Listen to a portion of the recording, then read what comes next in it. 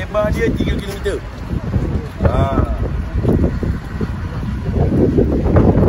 Yang ni Ustaz, yang kisah dia termakan harta kan? Ya. Yang dia daripada atas bukit Ini yang Nabi Muhammad SAW kata dengan dia punya tentera-tentera dia, jangan turun. Dia punya pemanah, jangan turun. Yang kata jangan turun. Jangan turun. Tapi bila dia nampak tentera Quraisy lari, dia orang turun. Tinggal seorang saja yang tinggal kat atas tu, yang ketua pemanah. Okey. Jadi Khalid Al-Walid bila nampak tentera ni turun, itu adalah satu advantage untuk dia serang balik. Itu yang dia datang serang balik. Lepas tu dekat sini baginda Nabi SAW, bapa saudara dia Sayyidina Hamzah meninggal kat sini. Dengan Hindun. Sayyidina Hamzah yang dibunuh oleh Hindun. Dan yang dibunuh oleh Hindun. Aizali itu tu masuk Islam. Ya itulah tu.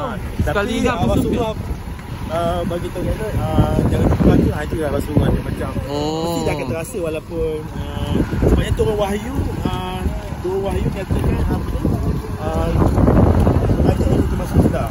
Jadi Rasulullah itu yang wahyu tu. Tapi hati dia masih terasa lah sebab kematian Pak Zara ni kan.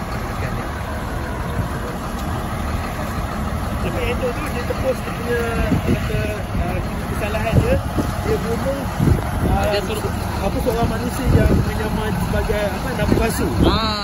Endo tu ditepus. Itu bukan Wasyi yang bunuh. Wasyi tu ditepus kesalahan dia tepus kesalahan Rasulullah. Dia bunuh nabi palsu. Dia bunuh.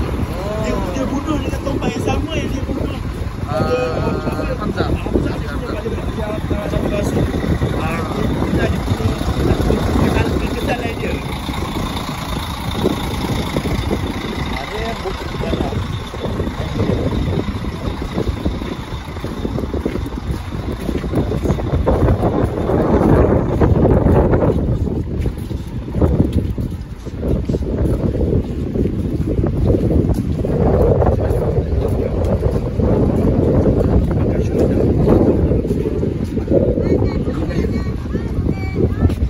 Kalau ada semua boleh. Tolong